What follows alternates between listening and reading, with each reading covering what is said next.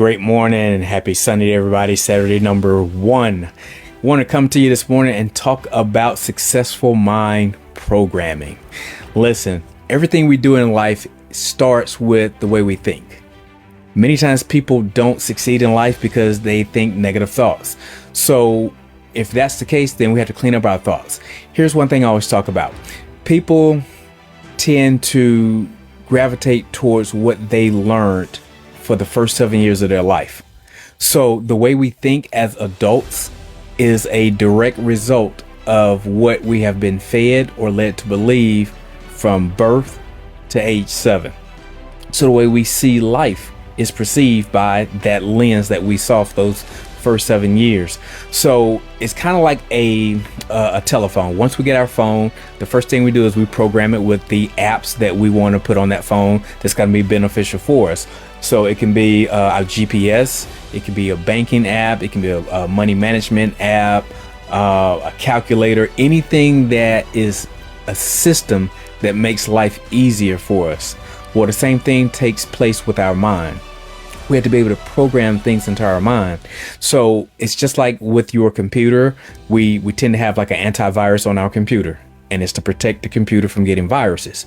But we have to ask ourselves, what type of antivirus do we put on this computer, our master computer?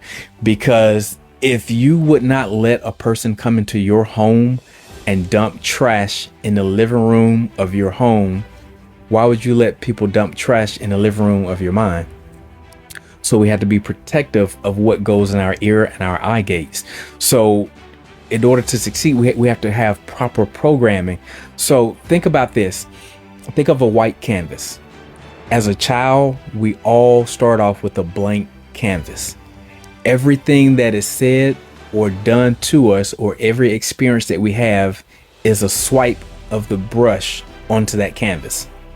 So if we're instilled with a lot of negativity as young children, then we start remembering all these negative thoughts.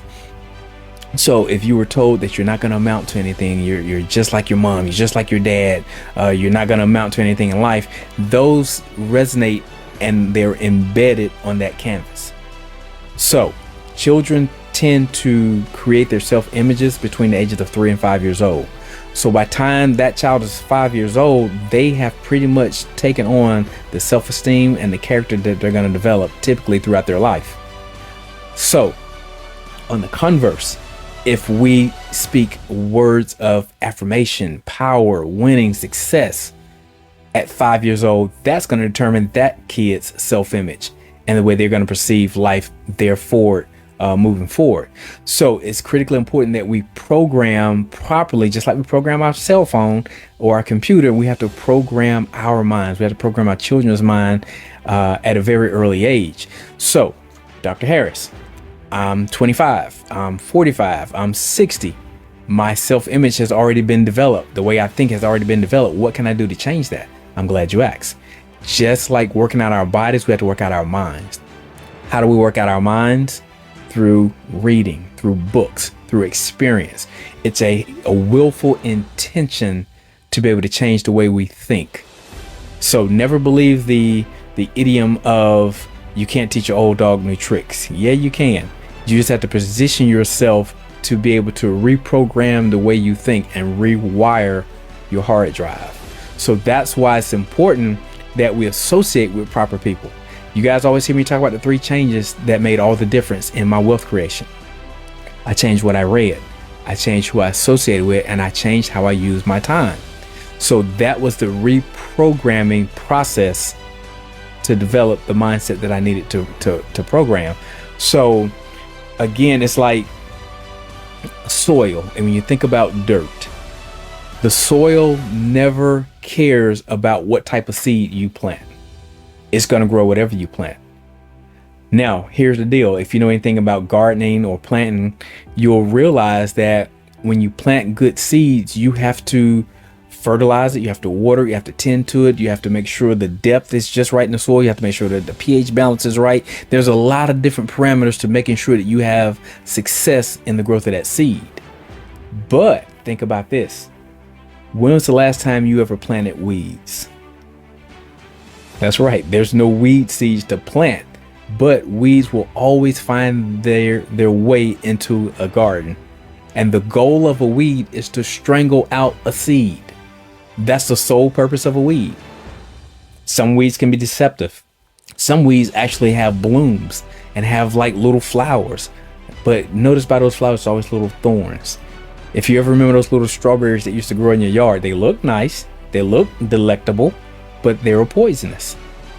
So again, the weed's purpose is to strangle out the seed. So that's why you have to take more intentional actions to make sure that that seed comes to harvest, which means we have to fertilize it, water it, tend to the soil, etc. So that's the same thing with success. It's a ongoing, continuous process of ensuring that we feed our mind. See, think about this. I'm gonna close on this. From the neck down is a $7.50 income producing machine. From the neck up, it's a unlimited resource of income that can be produced. Now we have to ask ourselves, which one do we feed the most? Which one do we tend to the most? Our brain is like any other muscle in the body. We have to work it out. You work it out by reading. You work it out by putting yourself in positions where you have to use critical thinking. So that is a major part to mind building and building a successful mindset for success. So that's going to be the whole genesis of success, is the way you think. If you think you can, you're right. If you think you can't, you're still right. All right, guys, I'm Dr. Sean J. Harris. Make impact and make money while you're doing it.